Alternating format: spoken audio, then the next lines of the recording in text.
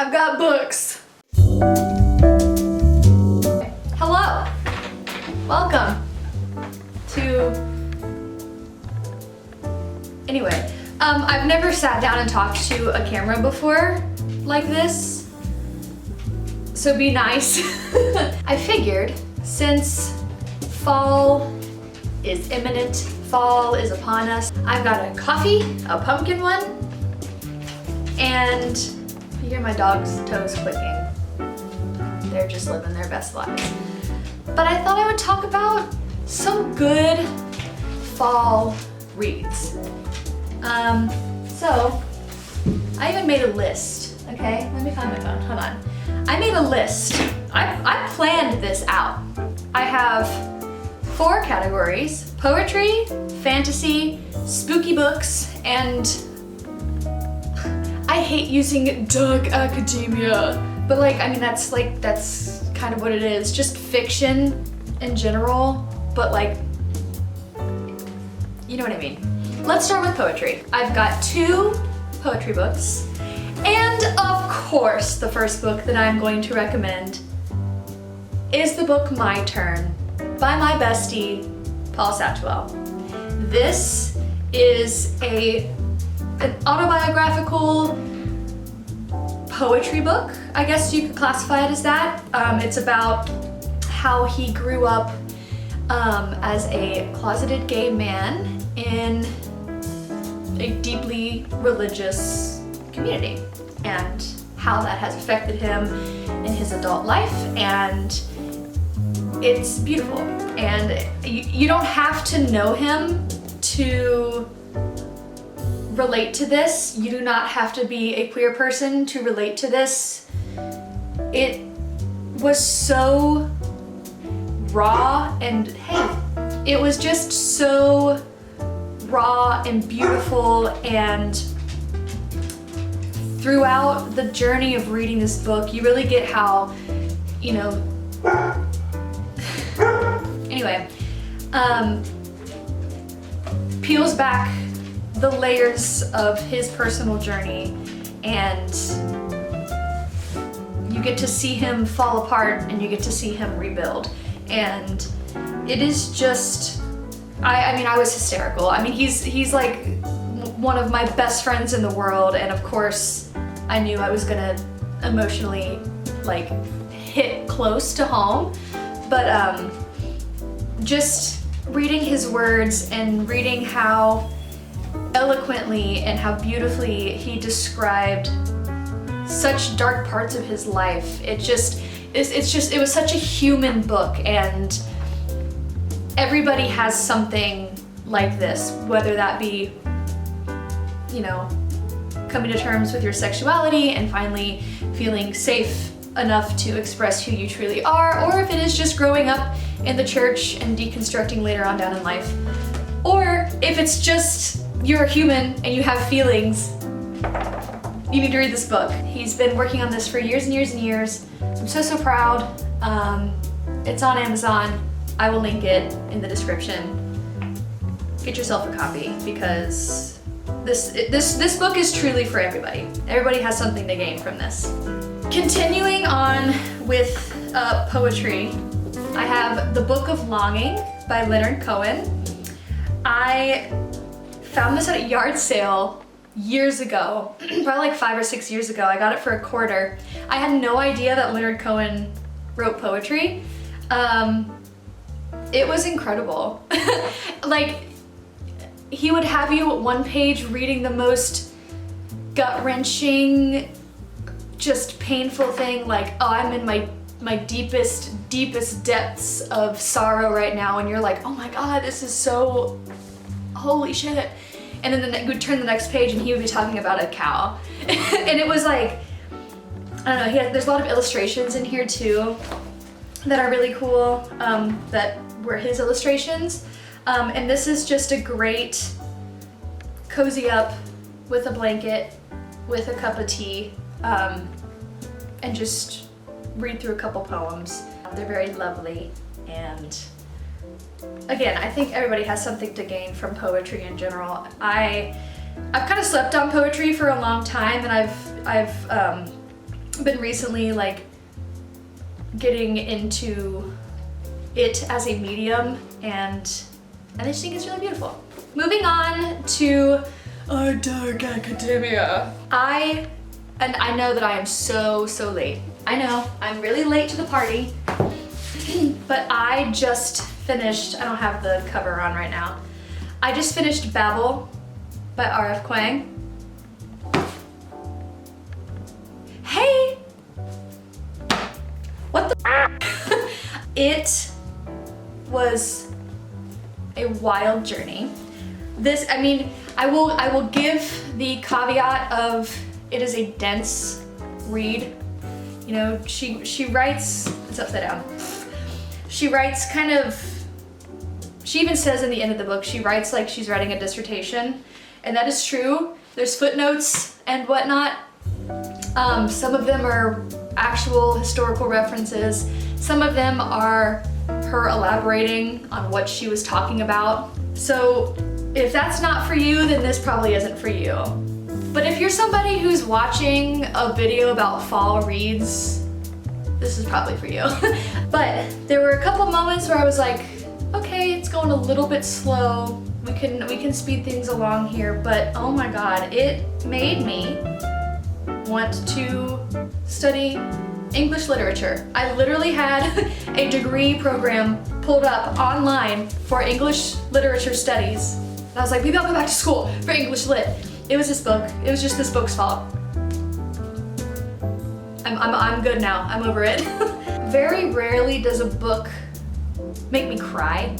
I'm a crier. I cry over most things at any time of day. It doesn't matter. But rarely does a book make me cry, because I'll get to something that's like emotionally stirring and I'll put it down. I'll be like, I guess I'll take a break. But this one, I was doing the like, like the ugly sobs. If you like a period piece, it's set in the mid-1800s in Oxford, and it is just beautifully written, and it's also, I really think, an important piece of literature to read during these times, especially as a white person. It challenges you in a lot of uncomfortable but very necessary ways. Get yourself some Babel. And next in the Dark Academia category is my favorite book of all time. If I could go back and read this book for the first time, I'd give you one of my toes. I'd sever one, you can have it, so that I can read this book for the first time. And it's probably gonna be a cliche thing to say that this is my favorite book of all time. It is The Secret History by Donna Tartt. It is. No, it is truly such a beautiful piece of writing, and it's about, again, people in school, they're studying Greek classics. The main character goes to school for something else, but he wants to study the Greek classics, and he works his way into this very, very closed off group. They're like a little cohort, and crazy shit ensues. This was another one that will like make you question your own sanity. Like, well, what would I do if I was in that situation? Would I really have taken the moral high ground and acted differently? I don't know. Read it. If you haven't, do it. What are you doing? Moving on to fantasy. I've got a few fantasy books. That's probably what I read the most of. I was watching Ava Jules talking about how she started reading Throne of Glass, which is my first fantasy recommendation. The fall is a great time to start a big series, because what else are you gonna do once it gets cold? And the longer you get, the further you get into the series, the chunkier the boys become. And so I'm currently on Tower of Dawn. I did not do the tandem read, and I wish I had, because I'm slumping with this one just a little bit. Anybody who's read it knows that this is Kale's book. We don't need to elaborate, okay, on why I'm slumping on Kale's book. But I totally agree with what she was saying. This is Sarah J. Maas's best series. I'm sorry, I'm an ACOTAR girly, I promise. But this one has like plot. This one's got plot. And I think the world building is really, really good. This was her debut, I'm pretty sure, right? But it's so good. Like, this series is one that, with the exception of this book aside, I will and I know what you're gonna say. Oh, just be strong, get further into it. I'm doing my best, okay? God forbid a girl take her time. This is a series that is going to suck you in immediately. So if you need a good new fantasy series for the chilly months, the chilly fireplace months, here you go. And I'm excited to get to the good part of this one, I'm not gonna lie. Because Kale gets on my nerves. Next, in my fantasy category, I have two, do you call that a duology? Anyway, a duology. It is One Dark Window, and it's in the second one, which is Two Twisted Crowns. It's been a minute since I've read these, but this one's really got the like, everything's gloomy, it's always just dark outside and everybody's sad. It's one of those fantasies. I really enjoyed it. The world building was really good. And I love a female main character who is not written to just be this damsel in distress. Like, yes, she is a little bit, but she's got like her own, like she's a morally gray individual, and I love that. You know, she doesn't need to be saved. Okay, she needs to be saved a little bit, but kind of like, how do I say it without like spoiling it? Saved in a way, she can really only save herself, but she does need a little bit of help to do it. Does that make sense? But you know, there's a love interest in this story, and I think I really enjoyed how the author put that in there, but didn't make it the main focus. Like, that wasn't the end all be all, was that these characters end up together. It was like, I don't know, they're just really well written, and it's wrapped up really well within 2 books. So if you want a shorter fantasy series, I'd recommend these 2. On to my last category, which is my spooky books. I saved my spooky books for last because I don't need to explain. Hold on. First, got Beloved by Toni Morrison. This was the first Toni Morrison book that I ever read. This book scared me. It made me spooked. It made me spooked that I was going to go into my basement and I was gonna see the ghost that's in this. It spooked me. Seth, I think that's how you pronounce, S-E-T-H-E. Seth, its protagonist, was born a slave and escaped to Ohio, but 18 years later she is still not free. She has too many memories of Sweet Home, the beautiful farm where so many hideous things happened. And Seth's new home is haunted by the ghost of her baby, who died nameless and whose tombstone is engraved with a single word, beloved. It's about a woman who escaped slavery and is now living her life, but she lost her newborn baby, but she has other children, but she's haunted by the ghost of her baby, which shows up in the form of an adult woman at her house, but it behaves like a child, like an infant, this adult woman. This adult woman does really creepy stuff, like really creepy ghost things. Also, it's kind of about the main character's conscience and, I don't want to say like deterioration of sanity, but I mean, a little bit. Big twist ending, big scary twist ending, very gut-wrenching. But this is a very good, important read and also perfect for the season. Sticking to the theme of ghosts, I have Briefly a Delicious Life. This is another one of this is in my top 5 books probably of all time. It is about Chopin,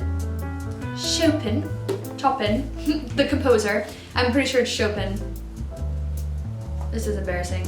Anyway, if it's not, berate me in the comments, whatever. But and his partner, George, the author George Sand, who is a woman. George Sand is her pen name because my dogs are gonna bark, I just saw the mailman. It is about Chopin and his partner George Sand, who is an author who, George Sand is her pen name. She put a male's name so that people would take her seriously because that was the time. But it is their story told from the point of view of a ghost that haunts the home that they're living in. And the ghost finds herself falling in love with George Sand. And it was just really beautiful. And the timeline, like the storytelling is not linear. It'll tell like from the ghost's point of view as a ghost, and then it'll jump back to when the ghost was a living person and, you know, she died very young. It'll talk about her when she was alive, and then it'll cut back to the point of view of George Sand and her children and talk about them in the present, and then it'll jump back to when George was younger and talk about her when she was, you know, like her story leading up to that point. I thought this was a very, very beautifully written book. If you need a good, ghostly, sapphic read, last but not least, for spooky book time, I've got The Secret History of Witches. This was a very fascinating read. It is told in chunks, and it is told through the lineage of a family of witches. Each different chunk is like the daughter or granddaughter of who you just read about. It was just a really beautiful read, and it was also, you know, talking about kind of just being a woman who also practices witchcraft and has, you know, these powers and whatever, and how that carried through and tied all of these women together. I just thought it was a really beautiful read. You know, as somebody who is very close with her mother and was very close to my mother's mother and is very proud of what has been passed down through the women in my life, I thought this was just a very powerful read, and how important that those, I don't know. I've been talking for many minutes. I don't know how to talk anymore. It's good. Read it. It was just really lovely to be able to draw the similarities between all of the women and to see how history kind of repeated itself throughout generations, and how those women persevered through those trials and those tribulations and stayed true to their lineage and to who they were. I am so good at talking. That's all the books I have. That was fun. Oh my goodness. If you have read any of them, let me know. Give me your opinions on them. If you have any suggestions on what I should read, let me know. I am always trying to read a new book. I've got 30 bajillion sitting over there. I've run out of room on the shelf. They're stacked on the floor. I am on social media a little bit. I have Instagram and TikTok, that's linked below. I also stream on Twitch. I will link that below if you want to hang out with me at any of those places. Anyway, thank you so much for watching. I'll see you next time.